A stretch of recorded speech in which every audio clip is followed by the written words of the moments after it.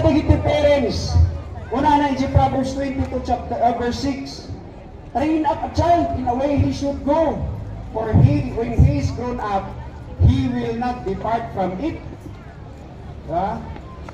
So nga kuna na in Proverbs chapter 1 verse 7 and 8. The fear of the Lord is the beginning of knowledge. Day 8, kuna na, hear my son, the instruction of your father. Do not forsake the teaching of your mother.